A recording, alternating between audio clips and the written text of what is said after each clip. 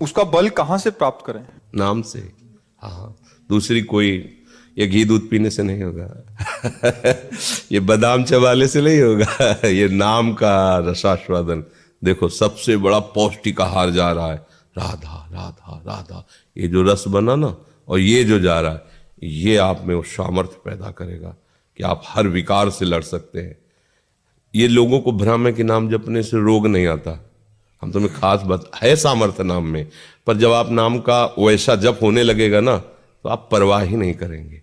नाम जप से बेपरवाही आती है, हर कष्ट सहने की उमगन होती है।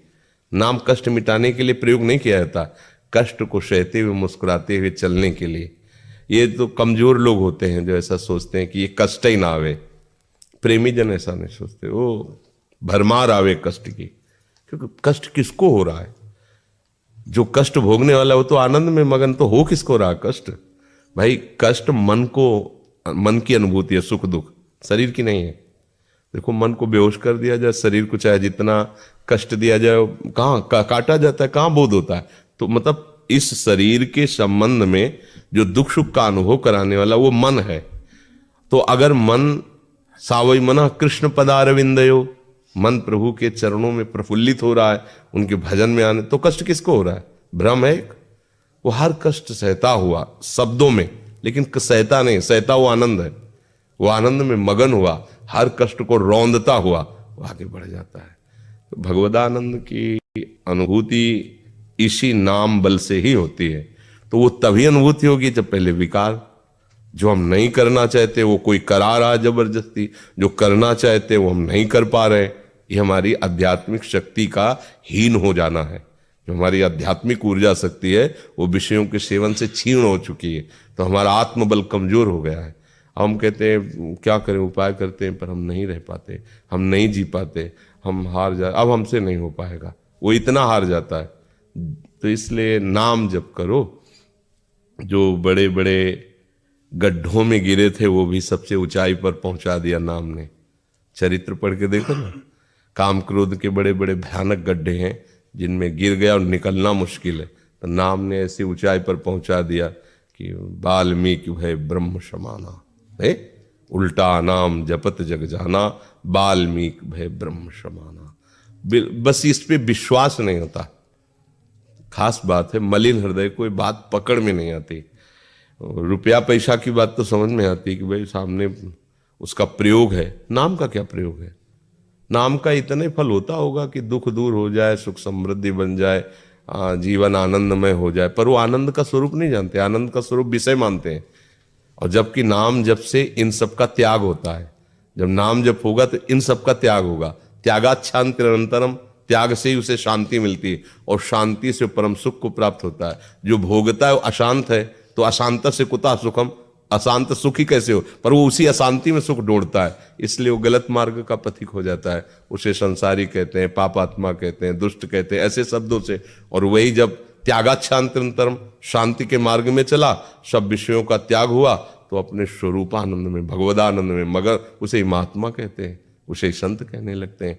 संत का जो साक्षात स्वरूप है वो भगवान है, अर्थात उसका मन भगवान, बुद्धि भगवान, चित्त भगवान, प्रभु के सिवा उसको कोई अन्य महत्व नहीं रह गया, वही संत है।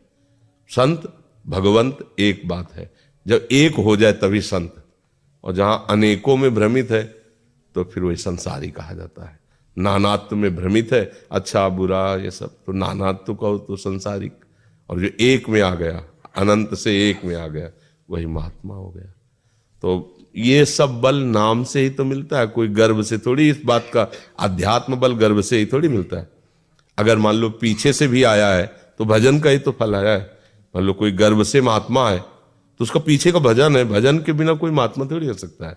महान आत्मा अर्थात इन समस्त विकारों को रौंद करके आगे बढ़ जाना, भगवत चिंतन में डूब जा।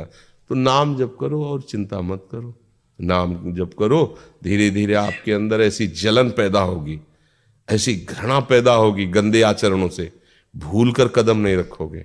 अभी क्या है, हम अंदर बाहर से तो सुना गलत है, कुछ कुछ मानते भी हैं कि गलत है, पर अंदर से बड़ा मीठा लगता है, इसलिए हम छोड़ नहीं पाते। कोई भी व्यसन, कोई भी गंदी बात, सुखानुभूति के बिना हम कोई भी क्रिया नहीं करते। जो हमारा ये लक्ष्य होता है कि सुख भोगना है और इसमें सुख है, तो चाहे जितना अपमान हो, निंदा हो या मृत्यु भी हो जाए तो हम परवाह नहीं करते। पर गलत दिशा है, इसीलिए वो सुख हाथ लगता नहीं है। जरा सी चेष्टा गलत हुई, आजीवन के लिए उसकी शांति भंग हो जाती है। जेल, ये दुनिया के सब ये दंड उसको घेर, मतलब कुछ मिनट की गलती और आजीवन का दंड भोगना, पूरा का पूरा जीवन नरकमय हो जाता है। मतलब बंधन को प्राप्त हो गया, जरा सी गलती हुई वो बंधन प्राप्त, इतना बड़ा भयंकर है। अच्छा, आज खुल नहीं रहा, मान लो आपको कोई जान नहीं रहा, तो आपका कर्म तो आपके सामने उपस्थित होगा ही। वो स्वतंत्र है कर्म, वो ऐसा परतंत्र नहीं है, वो स्वतंत्र शासन। जिस समय आएगा उसका, वो अपना वो विकराल रूप रख के आएगा, जो आपने एकांत में पाप कर्म किया है। इस आपकी धज्जियां उड़ा देगा, बिना अपराध के आपको दंड दिलवा देगा। आप कहोगे कसम से मैंने काम नहीं किया, बिल्कुल नहीं, सब गलत हमें कह रहे हैं और पक्का सही बात आप बोल रहे हो, लेकिन पीछे जो गुप्त पाप किया है वो अब इस समय आ जाए, अब वो तुम्हें पता नहीं। तो आप रोगे, चिल्लाओगे कि मैंने नहीं किया पर मुझे दंड मिल रहा है। वो फिर ही नहीं मिल रहा है, वो किसी के कहने से नहीं, तुम्हारे कर्म का ही फल। निजकृत कर्म भोग शुन भ्राता। इसलिए सावधान रहे। उपासक को नाम ही बचा सकता है, कोई भी गलत आचरण गुप्त रूप से न करे कि कोई नहीं जानता, हम बड़ी सफाई से कर लेते हैं। तुम सफाई से कर नहीं पा रहे हो, वो कर्म तुम्हारे सामने उपस्थित होगा। जो बैक में छूटा है, बैक में जो छुप गया है, वो कर्म आपको दंड देगा, निश्चित दंड देगा। ऐसे समय दंड देगा जहां कोई बचाने वाला नहीं होगा। और अब एक ही बचा सकता है, पूरे हिसाब को बराबर कर देता, आग लगा देगा वो है भगवान नाम। हम तो हम स्वर पापेभ्यो मोक्षयिष्यामि मा शुचः, भगवान वादा करते हैं। हाँ, नाम संकीर्तनम यस्य सर्व पाप प्रणाशनम। जिसका नाम कीर्तन किया जाता है, वो हरि का ऐसा महामहिम प्रताप, सारे पाप डर करके नष्ट हो जाते हैं, वो निष्पाप हो जाता है। तो भाव से चलो, जो हमारे अंदर सामर्थ है वो विषयों के भोग से क्षीण हो गई, अब भजन से पुनः जागृत हो जाएगी।